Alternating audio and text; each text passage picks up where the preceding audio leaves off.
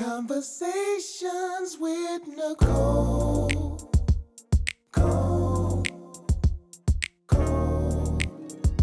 Conversations with Nicole. Let's talk about it.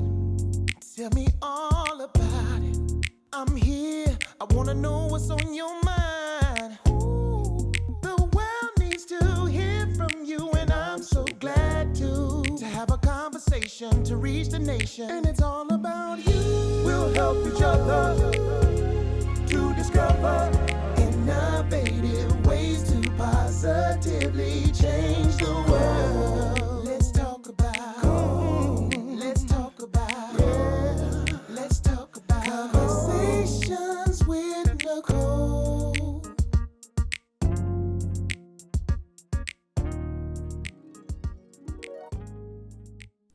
Greetings. Welcome to Conversations with Nicole. I am Nicole Everett, your host, and today's special guest is Samantha Vance, the CEO of Ladies Learning to Lead. Welcome, Samantha. Thank you for having me. My pleasure. So, before we get into Ladies Learning to Lead and all of the great and wonderful things that you are doing, tell us about your Tallahassee story. What brought you here? Oh gosh, we're just gonna go right on in, huh? That's right. Well, first of all, I want to say thank you for, sincerely thank you for having me on the show. I've been a fan for many years. How long have you been doing this? 5 years. 5 years. Yeah. So I've been a fan for 5 years because I remember when you first started, and you've had some amazing shows, amazing guests, and outstanding stories. So I'm really honored to be here today. Seriously, thank you for having me. My pleasure. So what brought me to Tallahassee? What brought me to Tallahassee was a bizarre story. And it's something that I've never shared publicly. Various times people will ask me, you know, when you meet people, oh, how long have you been in Tallahassee? What brought you here? Most times they think I came for school. Most times they think I went to FAMU. And I'm like, no, I'm Florida State. Go Florida Noles. State. Uh-huh. Go Noles. But I did not come here for school. I did not come here for a job. I'm not a military brat, all the things that people ask me. I came here on a faith walk. And it was the craziest thing. When I first came here, I was 19 years old. I had no knowledge of anyone living in Tallahassee. I didn't know anybody. I had no job. I was not enrolled in school, and definitely not connected to the military at all. I heard from God that I needed to come to Tallahassee. 19 years old, newly saved, had been wilding out before, gave my life to the Lord, and the backstory to that is I was in college on a track scholarship, and I had some issues with my heart, and I lost my track scholarship because I couldn't pass the physical because I was passing out on the field and running cross country and track. And so I went back home to Vegas, and I decided that I would get into school there and just kind of try to find my life and my way. And in the midst of doing that, God touched my heart. And it was like a overnight transformation. And my friends from back then will tell you, because they would call me and say, hey, you want to go out? And I'm like, no, I don't want to go out no more. I don't want to do any of those things anymore. Like literally, all I wanted to do was go to church. And heard from the Lord that I should come to Tallahassee. Everybody thought I was nuts. At some point, I thought I was nuts too. And I got an apartment on Jackson Bluff, sight unseen, had not been here, didn't know what Jackson Bluff was, just found an apartment that was within a budget because I didn't even have a budget, didn't have a job. I had $200 to my name. Wow. I shipped my car to my brother's house in South Carolina. And in the car, I had some bedding and some clothes. I'd driven it from South Carolina to Tallahassee to my apartment sight unseen. And that was the start of my journey in Tallahassee, in Florida. I'm gonna fast forward a long way down, not too far of a long way down. When I was 21, I'd actually turned 20 the year that I came here, some months after I got here. And my mother ended up telling me that let me say it this way, she shared her past with me, which, is special because a lot of parents, they ain't obligated to do that. That's what they tell you. I ain't gotta share nothing with you. They hold it tight to their chest. Yeah, like that ain't your business. You my child. You don't need to know. But she shared her past with me, and a part of her past was that the father who I always thought was my father was not my biological father. So she was compelled to tell me because I had decided to move here. That was a huge shocker for me, and I really didn't know what to do with it at the time. But in my mind, I'm a go-getter. I'm all about, okay, how do we resolve things? How do we get to the destination, right? Even if people say it's impossible, I'm like, no, we going. How we gonna get there? And so my first thought was, how can I find him? Where is he? And she said, I don't remember his name. I can't tell you, haven't seen him in 20 some years. You don't need to go find him. Wow. I don't even know what to say to that, Samantha. Yeah. That's deep. It was really deep. And I smile now, but I was crying then. And I said, that's my father. Like he might be Denzel. Was his name Denzel? Right, because everybody wants Denzel to be their daddy. And so I was like, what? Who is he? Could I have siblings? I always wanted a sister. Right. Well, did you ever find him? I indeed found him, which was really bizarre. So I always say, because God led me to Tallahassee and Florida, God led me to my father. Because it was, again, one of those things that you'd be like, no, you didn't. No, how did you do that? So the only thing I knew was the name of his company, because he owned a landscaping and sod company back then when I was conceived. So she said, that's the only thing I remember. And that was so many years ago, so he probably doesn't have it anymore. So I thought, okay, well, I'm going to go to the phone book in that area, which was South Florida, and I'm going to find the companies that are landscaping and call them one by one until, that's that persistence, right? Come, like how dumb. You're going to call everybody in the phone book. Right. But I didn't think that through. And I just thought, I got to find him. I called the first number and they said, no, we don't know of a company of that name from that long ago. And they kind of laughed. Second one laughed and said, oh, it was so long ago. No, we don't know anybody. Third one laughed. Okay. And he said,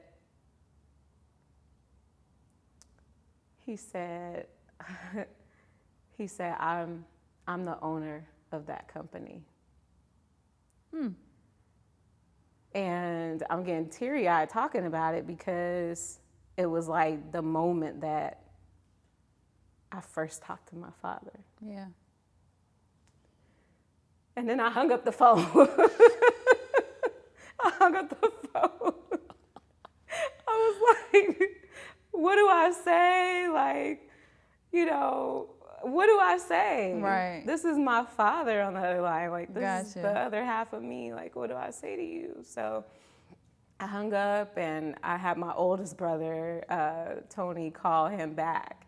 And he kind of explained to him, this is the person you were with so many years ago, and she had a kid, and you're the dad. And he was like, ain't no way. So we kind of went through that back and forth. Long story short, I not only got a sister, I got 5 sisters. Okay. And ironically, one had just passed 2 weeks before I found my father. Gotcha. And it's really weird because I look like her. Out of all the other sisters, I look like her the most. And everyone says I was just like her. Wow. Like personality and everything. So I ended up meeting him, my 5 sisters, grandmother, my grandfather. So you gained a whole family. A whole family all throughout Florida. Wow. All spread out. Tremendous. So that's God that brought me to Florida, and that's why I believe he did. Gotcha. Okay.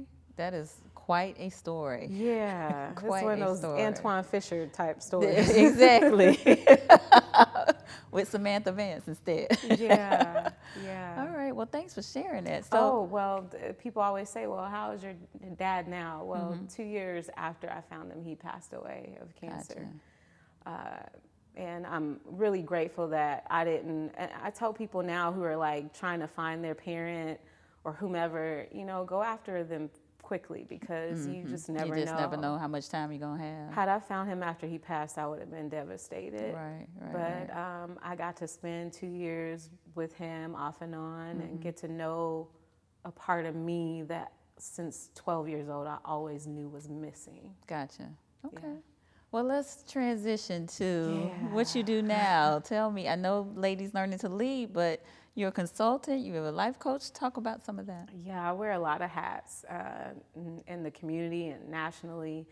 I've been consulting, bizarre story again too, how I got into consulting.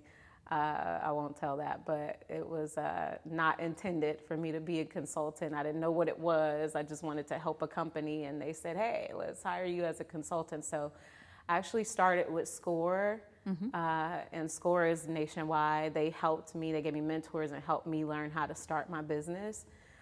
When I started in consulting, it was with that one company, and then I went on into political consulting.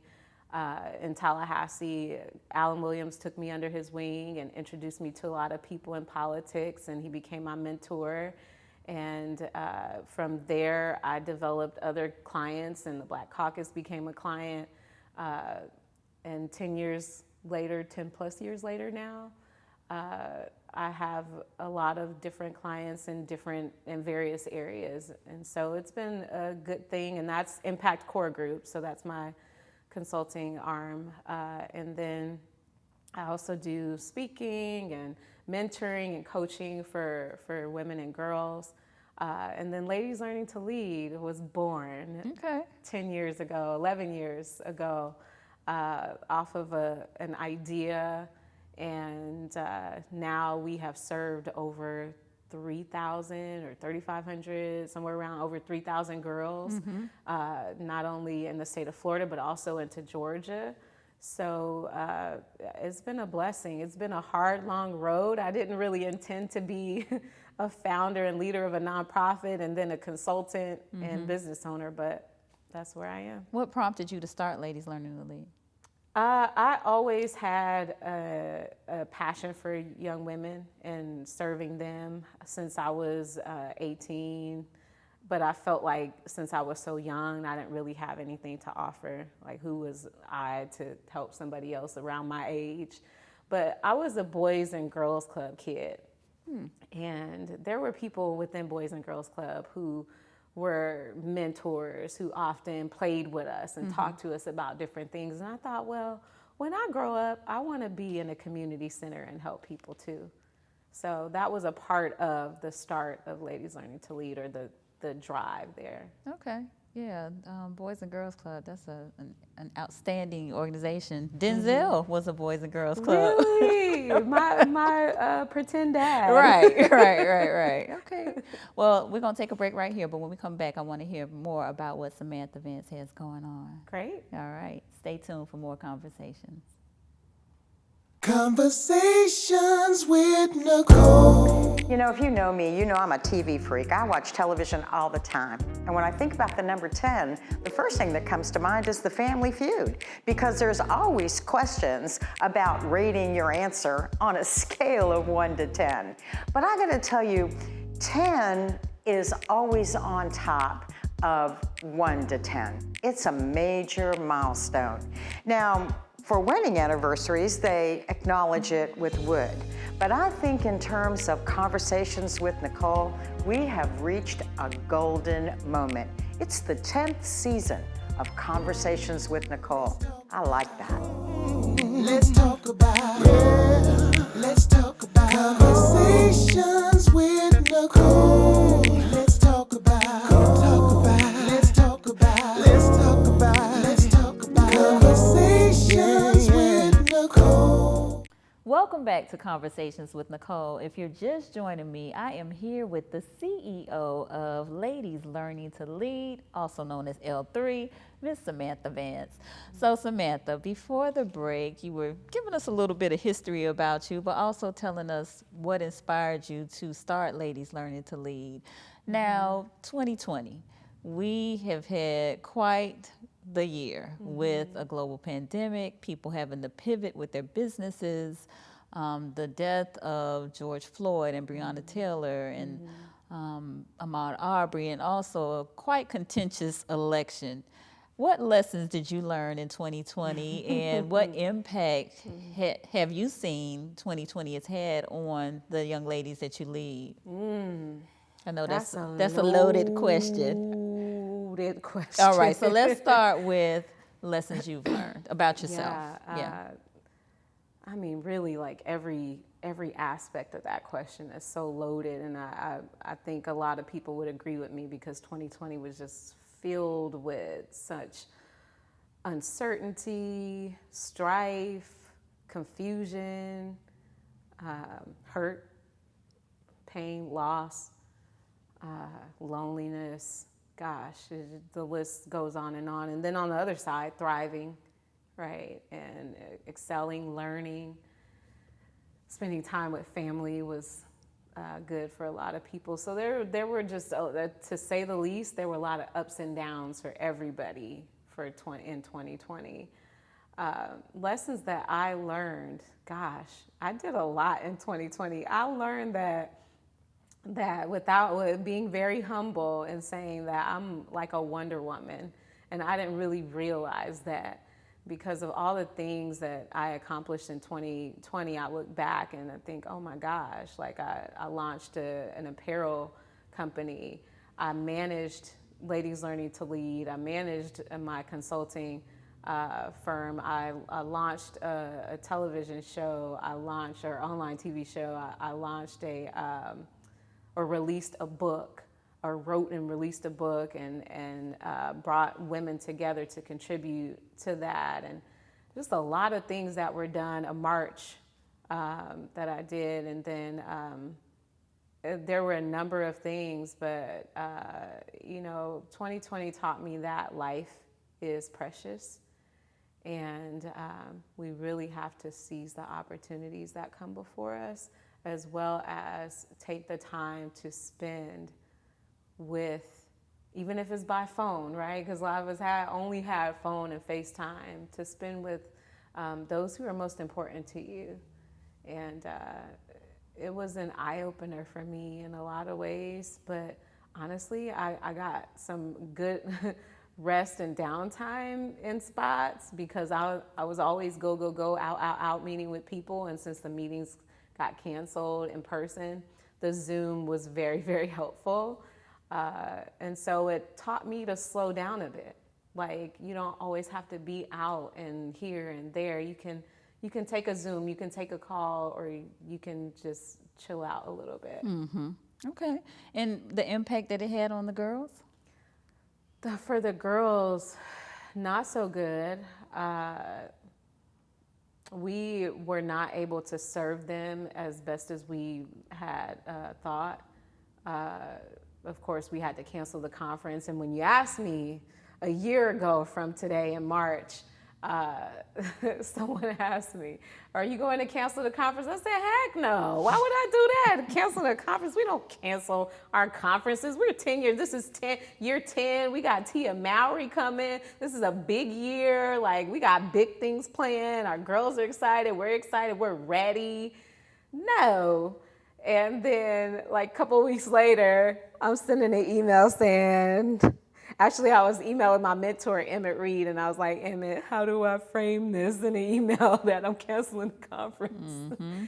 And, he actually helped me with the language to frame, because it was so sensitive of a time then that you didn't want to say the wrong thing, and then you wanted to inform people of what's happening. Right. And also that you're canceling, what's happening with COVID, and then we're canceling for these reasons. And it was one of those periods where everyone was apologizing, right? Mm-hmm. Like, we're sorry, and our hearts go out to So you had to be really careful about that. And sometimes as a CEO, as a leader, you struggle with the running of the business operations, the serving of the client, and the condition of the climate. So you have to take everything into consideration and frame it just right for the public.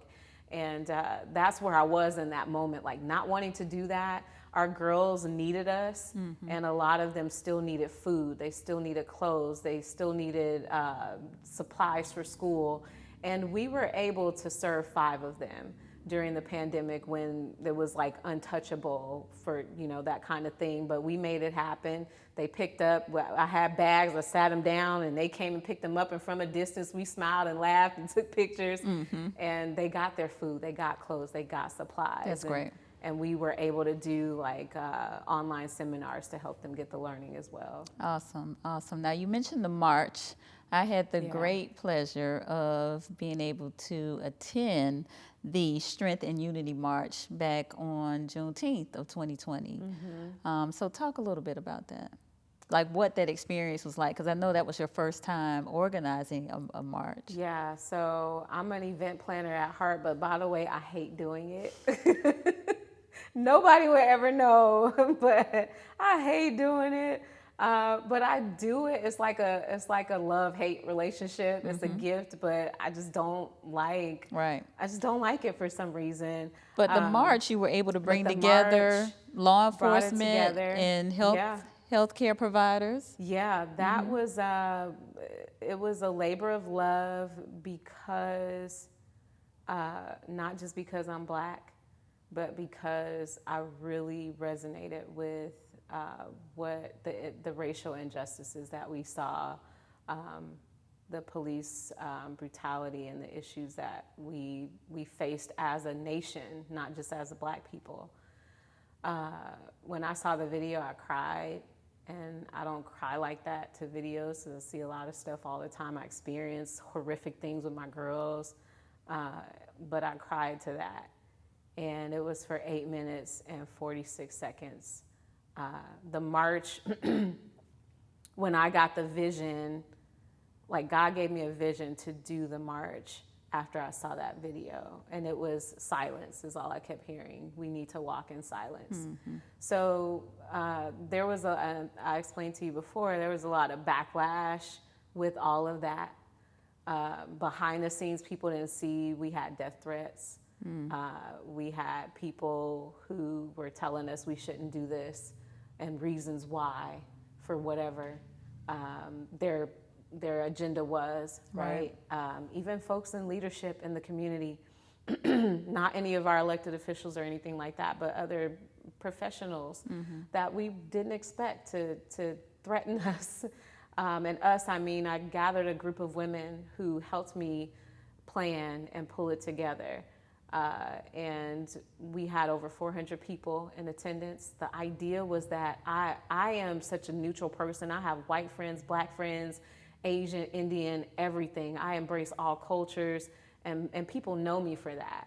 I mentor all different types of girls. It's not just Black girls. Right. So I wanted a march where everybody could feel like they could come in and do something and be a part of the change that needed to be seen in our nation, in our world, because this didn't just affect the United States. It was an international thing.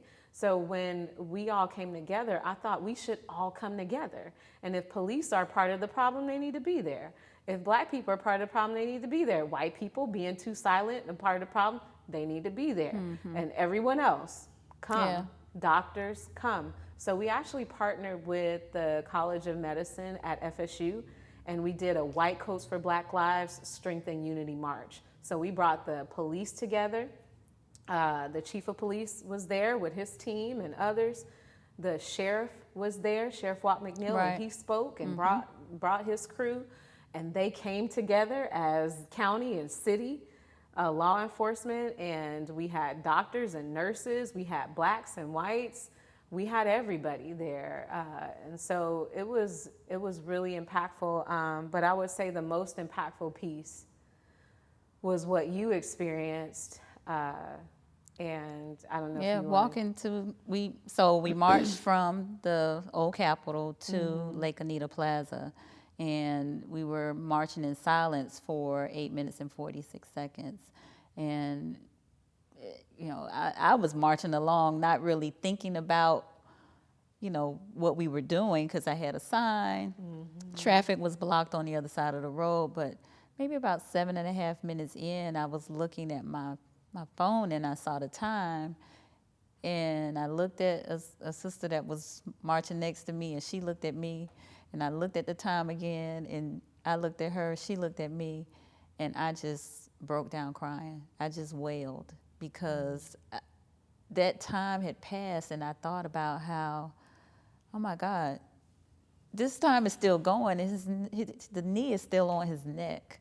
So it was very powerful. It was a very powerful rally, march, and activity for us to participate in. So something that I won't soon forget. Yeah, and it's interesting that we're having this conversation now as we're coming full circle with the trial, and the pain is like starting all over again. In that 8 minutes and 46 seconds, I felt the same with you and Gabrielle, she's like a sister to me, and she, white sister, and she was walking with me, and we both were like, I think we weren't too far from the Capitol, so we were maybe 4 minutes in. It's quiet, and I was just like, it's hot.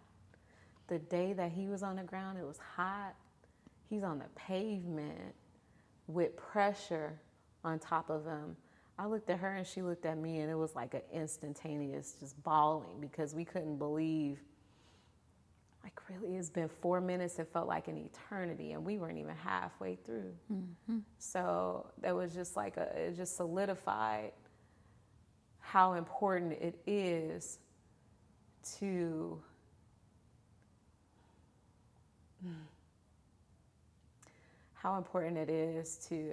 have the support of everyone internationally for such a cause as this. And I appreciate how it has sparked the outcries and the action of various companies and people of all colors across the world to make some change. Right. We need some change. In broad daylight, can you imagine being on the ground and somebody knee in your neck, other people around screaming? It's just the pressure and the emotional state that he was in. I can't even imagine. The pain that he was in, I can't even imagine. Right. To get to ultimately his death. So that march was everything for me. I've never been like a pro-Black person. I haven't been like civil rights activist, none of that. But when I saw that video, it was like, I have to do something.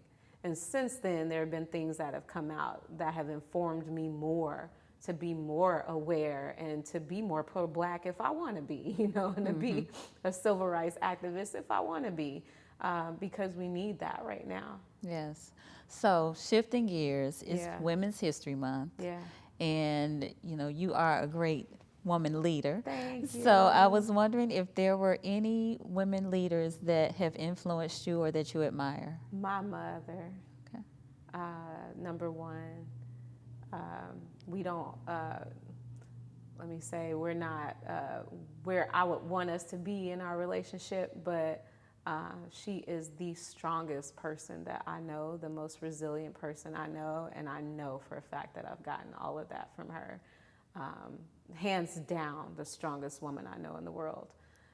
And I love her to death. Okay. And yeah. Good. I would also say Barbara Ann Blue has made a huge impact on my life. Dr. Marcella Therese is a big one. And I feel like I'm going to forget other ones that are so important. It's okay. You don't have to name them all. That's are- good. That's good. That's yeah, good. Those Okay. are key people. Sabrina Samuels is another good one. Nice. All right. And then, is there any advice that has been the best that you've either given or received? What's the best advice you've either given or received? First thing that comes to mind is something my mother just recently we talked about was self-preservation is the first law of nature. I can remember when I was 5 years old and she was telling me that. And I'm like, what does that mean, Mama? And so I think, just always making sure you take care of yourself. And one of the quotes that I always say, and my best friend Monique, she's really good, and Britannia too, they're both good about this kind of thing. Making sure that you take care of yourself first. Give yourself the best so that others get the best of you. Okay, love it. And then finally, what is your greater work? My greater work? Yes, your greater work, which would kind of be like your superpower. My superpower, supporting families and people. Well, no, I would say my shirt. Being bold. Being bold. Yes, being bold.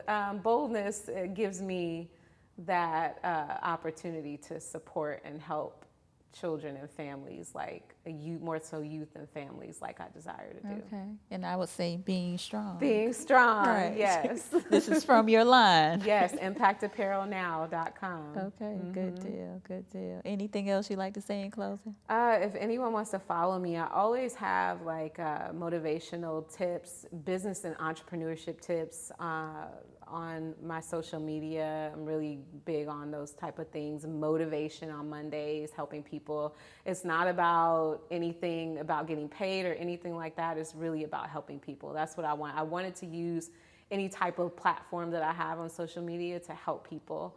And so in the areas that I'm doing well in, I give to other people. So at Samantha Impacts on Facebook and Instagram. I'm not the best with sharing these things, but SamanthaVance.com, you can find all that stuff. So still giving to individuals and families. So Yep.